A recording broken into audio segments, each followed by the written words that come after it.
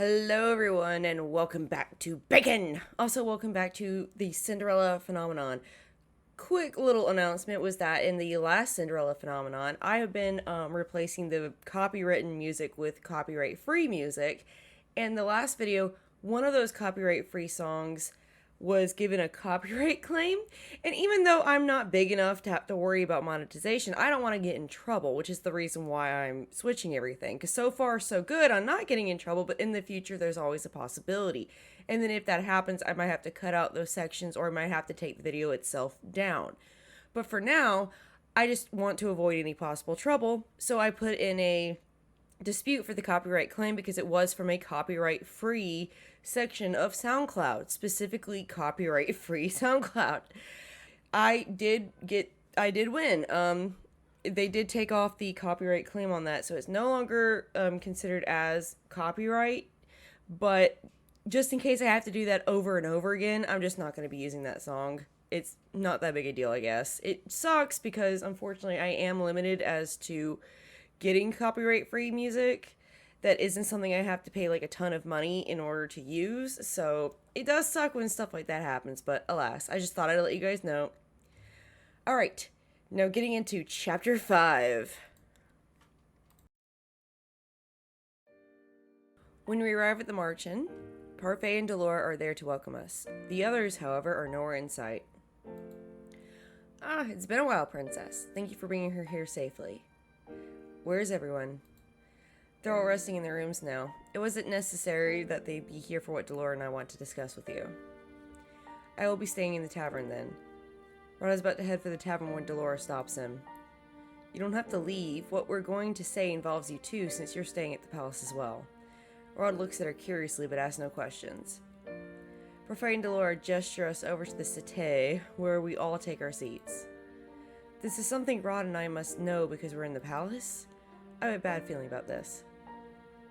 Before we start, I would like to congratulate you on your first good deed, Princess. Delora told me all about it, and I can see the extra piece on your necklace as well. Parfait smiles at me, her eyes filled with pride. Her faith in me rekindles the dwindling confidence I had. In this route, we didn't really get to know Parfait too well, other than she's the chick who lets Delora get away with anything she wants. So why would her opinion in any way, shape, or form matter?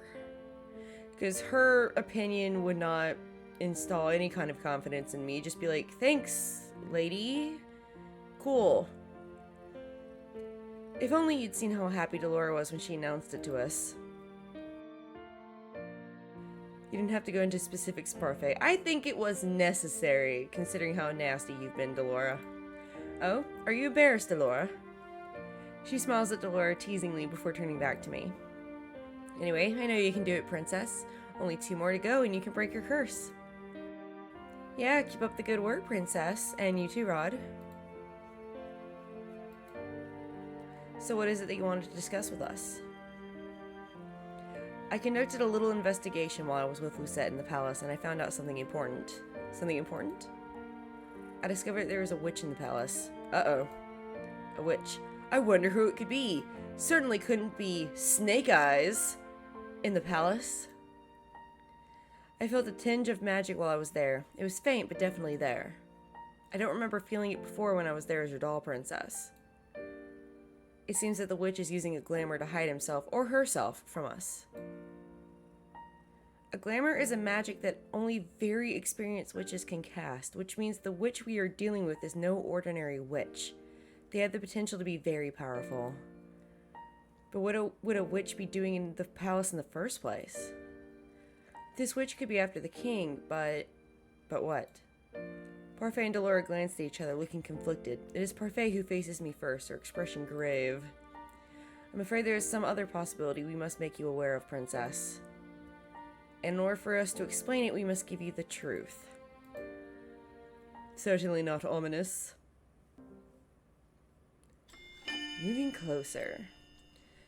Once again, if I had known the end of the chapter was right there, I would have just done that with the last video, but I'm always worried it's going to go on for another millennia if I continue, so... The truth? My only answer is silence. I shift my gaze to Rod, but he avoids my eyes. What is going on? Princess, it is very likely that this witch is in the palace. Princess, it is very likely that this witch in the palace is looking for you. What? I cast a glamour on you a long time ago so that you could remain hidden from magical eyes. I did it to protect you, but this witch in question can see through the spell I've cast on you. It is my belief that they are actively looking for you. I close my eyes and massage the temples of my head as I feel a headache coming on. Wait, you said before that the witches want to see their curses unbroken, but this sounds as if they have another motive altogether. What reason could they have for trailing me? The Cinderella has been without a bearer for a long time, ever since the end of the war. A new bearer, however, will soon arise, and the crystal is ready to support them. Some of the witches, the wicked ones, want to make sure that the Cinderella continues to spread darkness even with this new bearer in charge. Okay, but what does that have to do with me? Laura crosses her arms, her expression grim. The title of the bearer is passed down from one descendant to the next. Princess, the last Cinderella bearer was the late Queen of Angel, your mother. I feel my blood go cold. What? As you are the Queen's daughter, you are the next heir. Come your 18th birthday, you will inherit the title of Cinderella bearer. Mother? A witch? Impossible. Why would you spout such lies? I narrow my eyes at them, searching for some hint that they are lying to me. Delora and Parfait never turn their sad eyes away from me. Rod glances at me briefly before turning away, looking uncomfortable. Hildur, your mother and I used to work together to maintain balance, but then the witch hunt drove her mad and turned her heart to ice. But she never used any magic. I would have known if she was a witch. It's possible that you did in the past, but that it seems she erased all of your memories of your true identity. Delora was already able to ascertain that most of your memories of her had been snatched away. Hildur needed you to remain obedient so that when you finally did inherit her role as the bearer, you would continue to do as she wanted. My thoughts feel as if they were spinning endlessly on an axis. The real reason I cursed you was to see if you were truly capable of goodness, Princess. Everyone already knows my thoughts on this. Anyway, Hildur's influence clung to you even after her death, and we feared that you would continue her previous work. That Angel might once again fall to darkness if you were not able to help the dark emotions in your heart. So then you cursed me because you were terrified of what I would do if I became the bearer as I was. My only answer is silence. Now I understand why the people hated me. It was because I am my mother's daughter. I cannot help but reach out to touch the pendant on my necklace as a feeling of dread washes over me. We know that there is goodness in you, Princess. We only wanted you to realize it by breaking your curse. Yeah, that's the reason. And the only reason. Parfait sighs, looking guilty. It was a selfish act on our part, I know. But we cannot risk another great war. And that's also the reason you guys treated her like garbage. And not because you kind of wanted to get back at her mom a little bit. Not even a little bit. No. They believed that I would have plunged the world into a war. I turned to Rod, who was yet to speak since the conversation started. Did you know about all of this? Everyone knows the story of the Cinderella witch and her daughter. Everyone except for me. I glanced down at my hands, suddenly feeling numb. I am a witch. Then I will become the Cinderella's next bearer. Just the thought of it makes me sick. I think back to my childhood. I can still recall the glares that everyone gave me when I was a child. They were scared of me because I'm my mother's daughter? And what about the king? Did he never love me because I was the daughter of a witch? But if that is the case, if my mother was so wicked, then why did the king marry her in the first place? Hildur threatened to kill the woman he loved if he did not marry her. She threatened to kill Ophelia. Ophelia? So the king has loved Ophelia from the very beginning? I clenched my hands into tight fists. After Mother died, he was able to reunite with his true love, and since then he has treated Emmeline and Rod better than he has ever treated me, even though I am his daughter by blood. I want to feel angry about this revelation, but instead I feel a dreary emptiness inside of me. A heavy feeling begins to settle my chest, suffocating my heart. He never really loved me. Lucette? Rod's voice snaps me out of my thoughts, and that is when I realize that a stray tear has made it down my cheek. I quickly wipe it away with the back of my hand, angry at myself for showing weakness in front of them. You must be happy to see me like this. What? Your mother was made queen and you and your sister became royals overnight. It's like something out of a fairy tale, isn't it? You thought you had the perfect life until I came back into it. I never asked for this to happen. I just wanted to... Rod suddenly moves his hand to Sebby's mouth, muffling whatever other words the plush was going to say for him. What is it you want to say, Rod? It's nothing. I can assure you, however, that the power that comes with the crown has always been irrelevant to my family and I. So stop assuming that everyone around you is after your title or your riches. Did your time with my sister not teach you anything? I'm about to angrily retort when I suddenly stop, my heart sinking. I have already recognized that Emmeline is more complex than I thought she was, and she has told me that she never wanted to be a princess. My mother wouldn't have married the king if my father were still here. Dora looks between the two of us and sighs. And here I thought your relationship had improved. Now it seems like it's back to square one. I cross my arms and turn away, annoyed.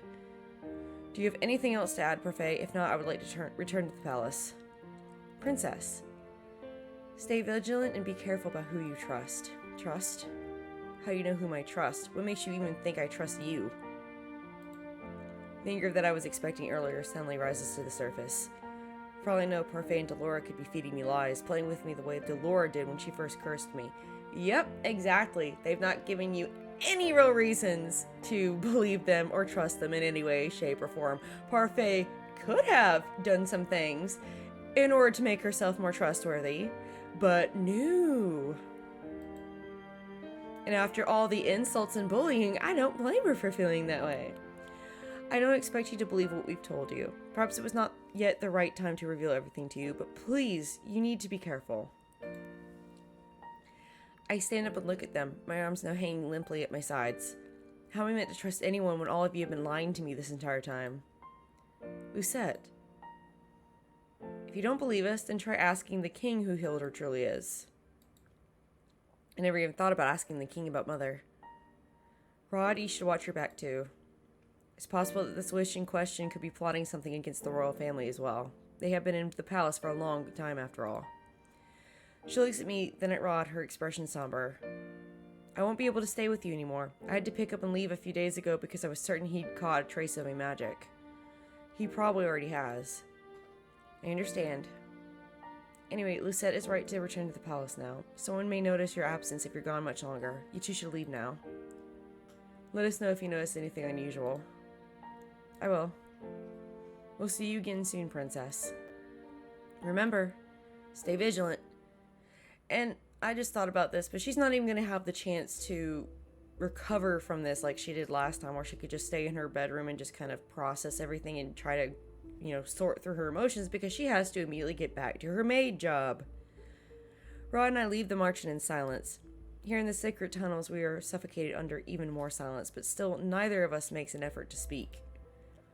I am still stuck inside my own mind, sifting through my troubled thoughts.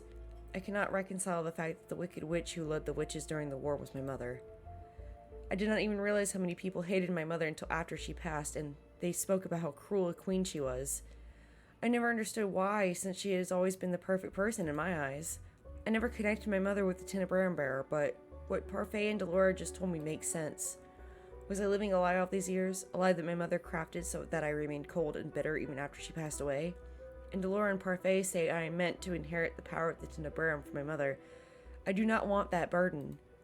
I almost bump into Rod's back when he suddenly stops walking. He turns around and looks at me with a serious expression.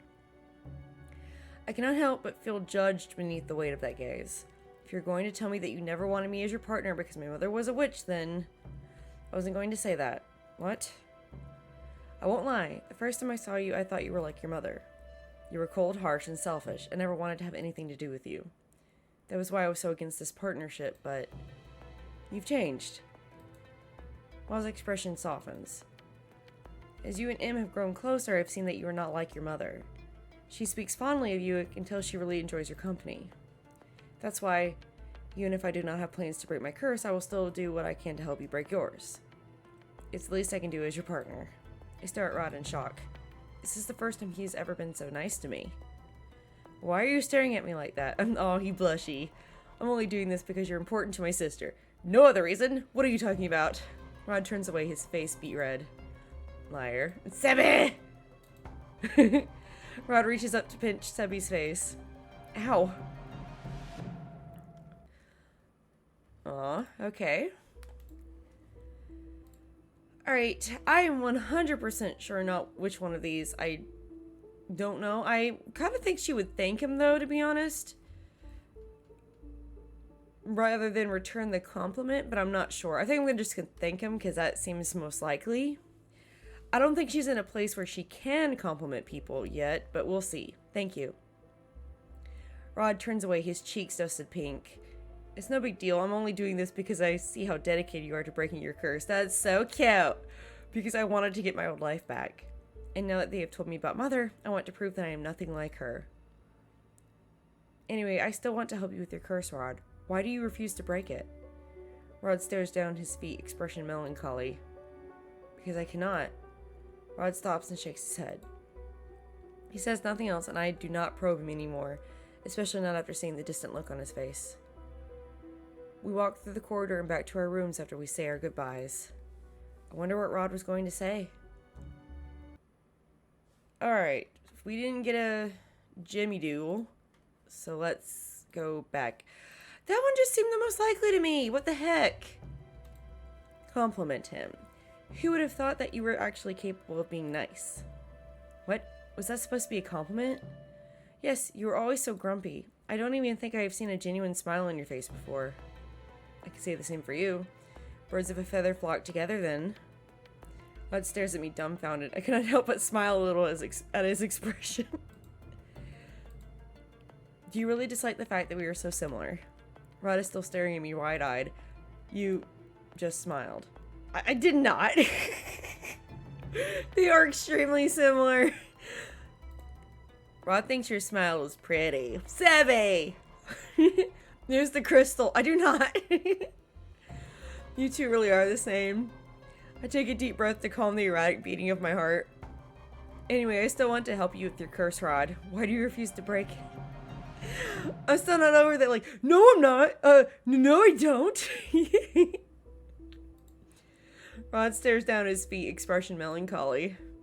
Because I cannot. Okay, it's the same thing. Mother, look! Eleanor got me this gift. Eleanor? She is my maid and my friend. Princesses don't make friends with their servants. But she is really nice. She even taught me how to braid my hair like... Those servants are only nice to you because you are the princess. They only pretend to be your friend so that they can have power over you. But Eleanor would never. What reason do I have to lie to you? When have I ever lied to you, little one? You have never lied to me. That is correct. Tomorrow I will remedy this situation. I will hire a new maid.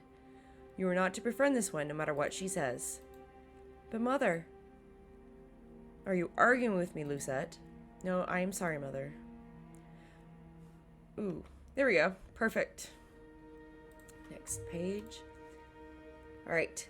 First of all, let me say that I hope maybe we get some kind of reunion with this Eleanor maid, because that sounds like she had a good relationship with one of the servants at one point, and that's really adorable and really, really sad that her mother took that away from her. Secondly, I should have said this at the beginning and I apologize, but my voice is going out because I went to an amusement park yesterday and I was screaming a lot on the rides. I admit it. Thank you guys so much for joining me. I am Bacon, and this so far has been Cinderella Phenomenon. Rods are out. Thank you for putting up with me and my voice. If you liked the video, feel free to like the video. If you like me, feel free to like, subscribe, share, comment, all that lovely stuff, and I will see you guys next time. Bye-bye.